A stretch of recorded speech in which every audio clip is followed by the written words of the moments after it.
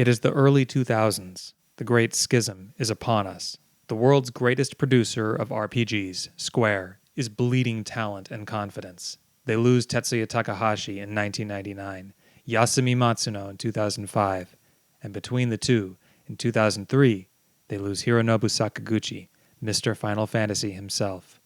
And suddenly, like the Catholic Church's medieval split between Rome and Constantinople over ecclesiastical issues that to my heathen ears sound like ultimate black magic, the landscape fractures, and the crown of JRPGs never again rests firmly on any one head.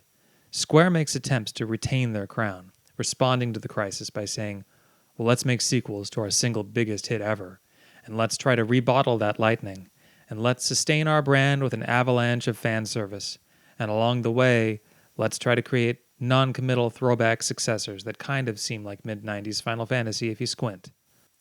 And across the world, the once and future king, Sakaguchi, carves out a more modest second act with his new company, Mistwalker, occasionally creating his own heirs to this forsaken throne, always with classic series composer Nobuo Uematsu in tow, and always bearing a name that seemed brazenly calibrated specifically to remind people of the real thing. Lost Odyssey, The Last Story, Fantasian. Rome and Constantinople would never reunite, and for 20 years, Golden Era JRPG fans would scavenge, living in the ruins of what was, once upon a time, perhaps the single greatest creative run in mainstream commercial video game history. I am not above scavenging. Okay, I say I'm not above scavenging, but the truth is, historically, I've had trouble enjoying traditional turn-based JRPGs from after this golden era. I've still loved several Final Fantasy games for what they are, often more action-based, most recently Final Fantasy VII Rebirth. But with turn-based JRPGs in particular, more of my time has been spent revisiting the classics of my youth, often with mods installed or following other special self-imposed challenges.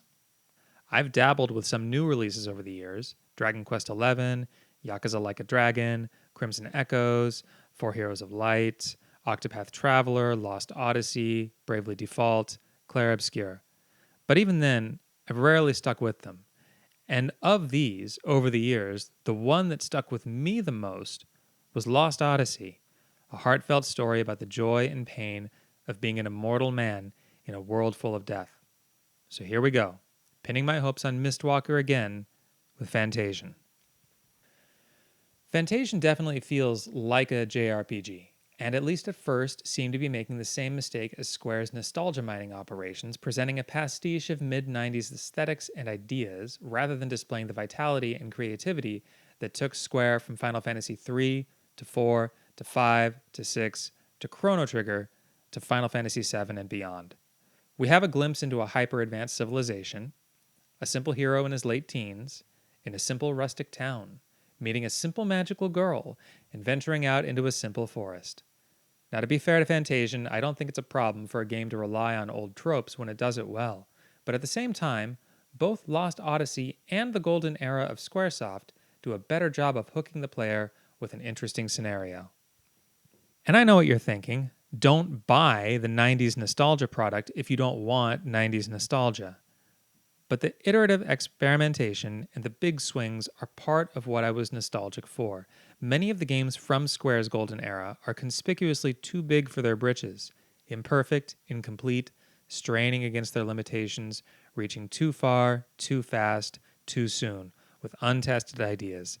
And Fantasian, by contrast, feels more like a victory lap, with its one big hook being the admittedly extremely charming commitment to make real-world dioramas to digitize into the ultimate tribute to the PS1 era's pre-rendered backgrounds.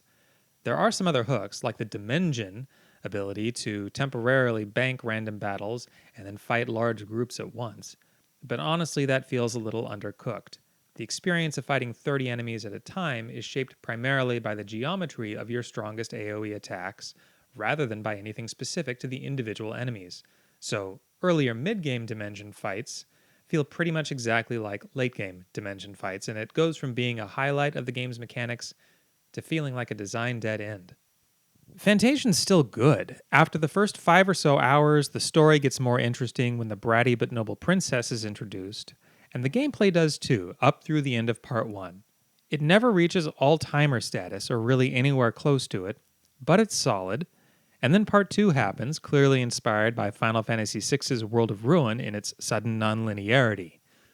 Combat complexity increases exponentially and gets legitimately very good in the back half, as the game picks up Final Fantasy X's mid-battle character swapping feature and does a much better job than Final Fantasy X does at making the most of it.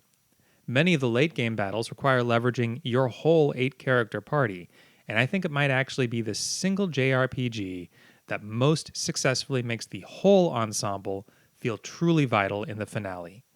One of Fantasian's strengths compared to its inspirations is a willingness to crank up the difficulty to a level generally only seen in side content and super bosses in classic Final Fantasy games.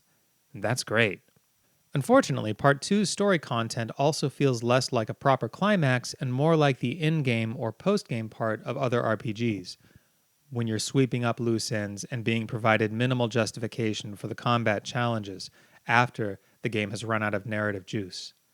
If Part 1 felt like an 8 out of 10 JRPG experience across the board, Part 2 felt like a 6 out of 10 story with 9 out of 10 combat.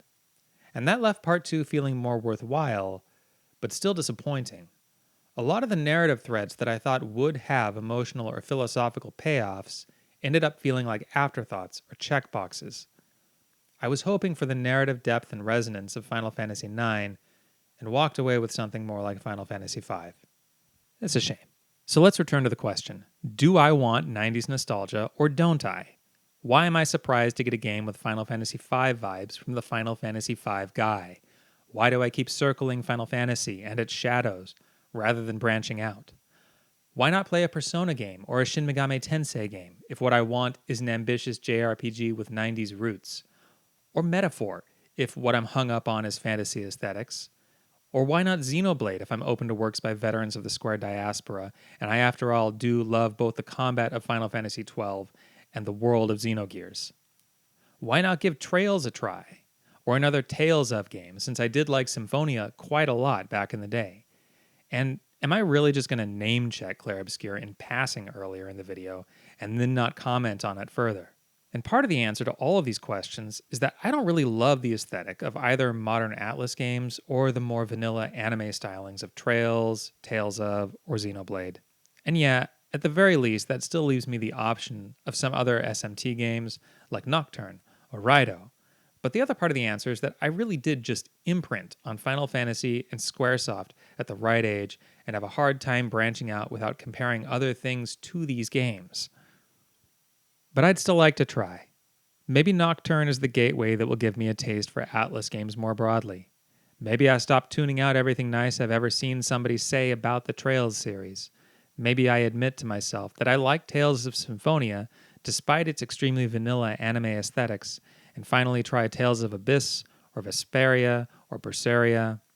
Maybe finally trying Xenoblade is a better use of my time than a third replay of Xenogears, a game I don't even enjoy playing so much as I like the idea and heart of it.